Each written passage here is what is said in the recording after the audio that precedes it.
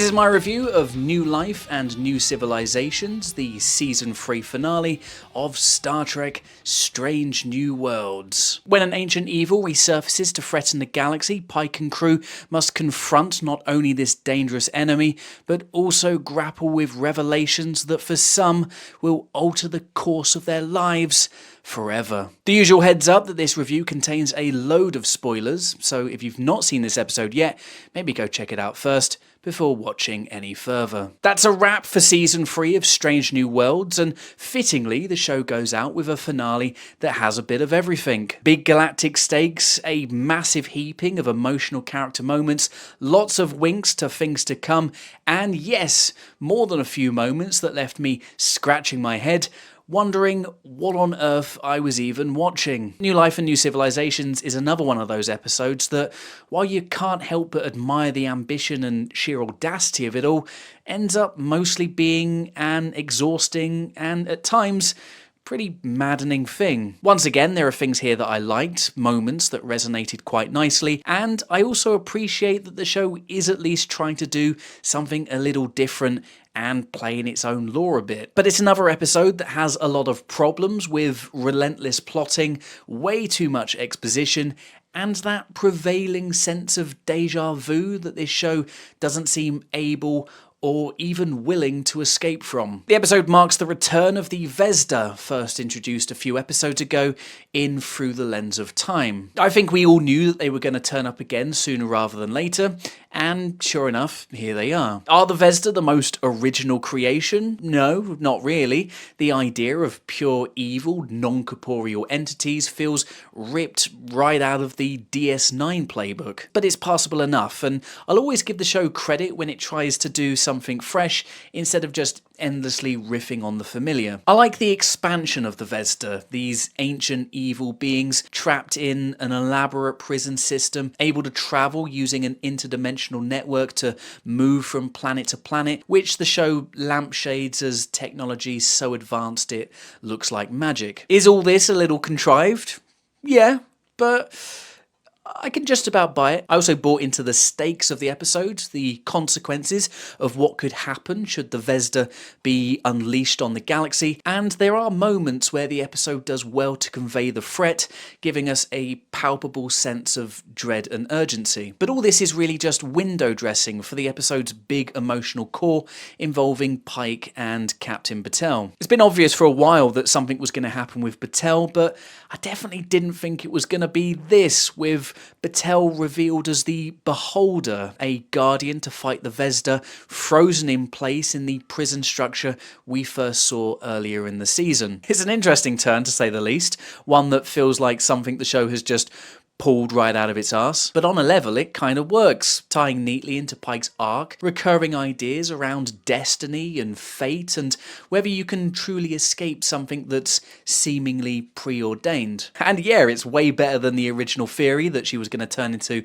some sort of missing link Gorn, maybe even the same one that fought Kirk in Arena. I'm glad they didn't go with that. But unfortunately, a lot of this is very clunky, and Battel's big reveal doesn't really make a lot of sense to me. The episode tries to explain, although quite sloppily, something about DNA fusing and a whole bunch of technobabble that just ended up sounding like white noise. Why her? Where did these supernatural powers come from? We get a whole load of stuff about destiny and the idea of effect before cause, but none of this is really explained in a way that's remotely satisfying. If the Vesda are ancient, then who's been guarding them the whole time? Is Battel actually ancient herself? Did she replace a previous version of the Beholder? My head hurts. I don't get this. And honestly, I don't think the writers do either. What does work for the most part, though, is the abrupt shift into a series of scenes where Pike and Battel marry, have a daughter, and grow old together. This hits all the right emotional notes and works well as a welcome bit of high-concept sci-fi once we eventually realise what's going on. This is hands down Anson Mount's finest hour of the season, a deft performance that sells Pike's anguish without ever feeling overdone. Melanie Sorofano cameo is also great in what we have to assume is her final appearance, and while I don't think I'll ever understand how she ended up becoming an ancient statue, it's easy to buy her motivations for wanting to protect the people that she loves. Is all this a little too similar to TNG's masterpiece episode The Inner Light? Yeah, absolutely. But it's Strange New Worlds. Of course they can't go an episode without lifting an idea. But it's a good sequence, and by far the best thing about this episode. It's so good, in fact, that I wish the whole episode had been built around it. Imagine the confusion with the episode opening on Pike as an older man, playing as an intimate and lo-fi story, a mystery that slowly unravels, leading to the reveal that the full life he's just lived was a gift from a loved one, also tied to a tragic fate that she can't escape. This could have been an all-time episode, so it's a shame then that what we ended up getting is just a 10-minute diversion that feels awkwardly wedged in. Elsewhere, Paul Wesley's Kirk, say it quietly, might just be growing on me. This feels like the first time the show has been able to include him in a way that makes sense, and once again I enjoyed his scenes with Spock, which are important to the resolution, but also plant the seeds for their iconic partnership to come. I'm actually looking forward to seeing more of these two in season 4. But like I said, there's a lot here that doesn't work. Mbenga's involvement is very strange, his connection to Gamble feels forced, and the whole Destiny bit with his story written on the gate in Swahili is never resolved in any kind of satisfying way. He just ends up fizzling out the story. What was the point in any of this? It was good seeing Gamble return, shout out to the person in my comments who called this, by the way, but this is another thing that the episode doesn't really pull off. First, his reveal at the start is telegraphed from a mile away, and after this he doesn't really get a whole lot to do beyond that scene where he convinces a group of natives to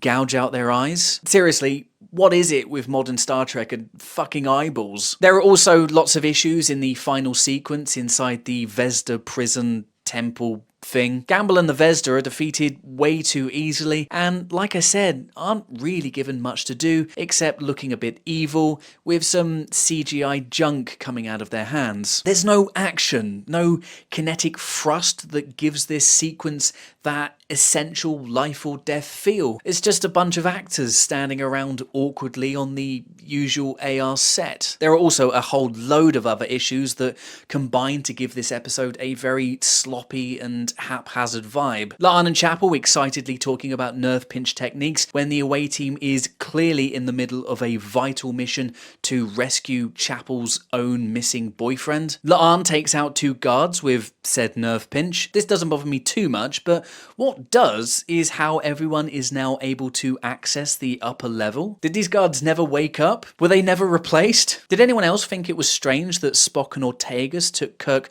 to the bar to talk through their daring and very time-sensitive strategy? It's another thing the episode hand-waves through dialogue, but with so much at stake, this is a very strange thing to do, logically and tonally. No? Also, quick sidebar, what happened to the Adosian bartender Pike hired early in the season? We never saw her again.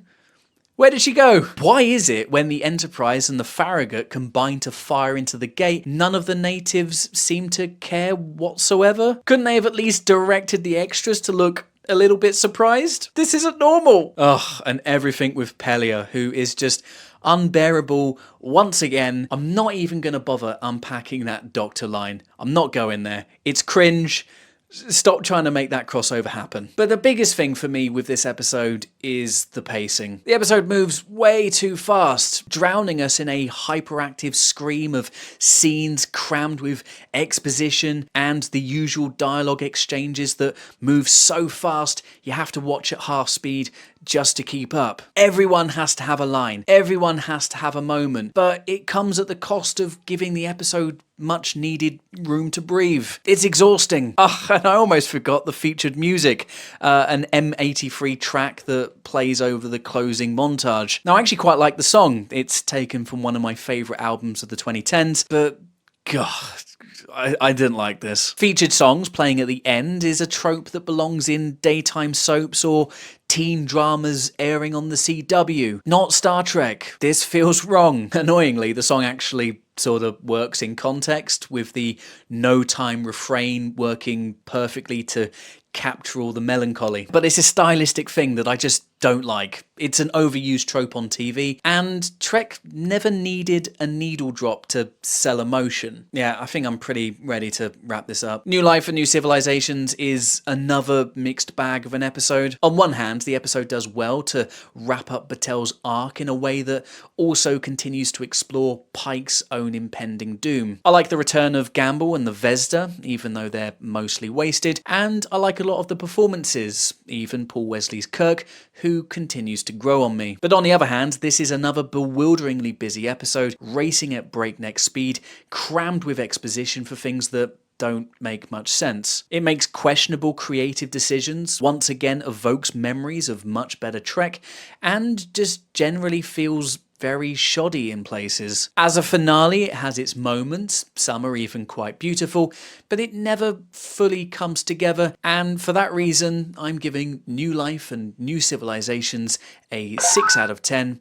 It's closer to a 5 than a 7. At this point, I should probably say something about the season as a whole. I was going to do a ranking video, but yeah, I don't think I'm going to do that now, as it would just be 20 minutes of me saying the same thing about 80% of the episodes. This has been the weakest season of the show so far. The writer's strike undoubtedly played a huge role, and this shows in the season's uneven tone and increased reliance on recycled ideas. More than any other run of episodes, the season has oscillated wildly between gimmick comedies, grim violence, and high-concept derivatives, and with only 10 episodes, the show never really found a consistent rhythm. There are still some bright spots though. The ensemble remains strong, Pike continues to be an engaging lead in that classic Trekian mould, and I do appreciate the attempt to introduce newish concepts like the Vesda. I don't expect season 4 to be much different, especially considering it's already wrapped filming. I suspect we'll probably get more of the same, flashes of brilliance dulled by questionable creative, and a sense that we've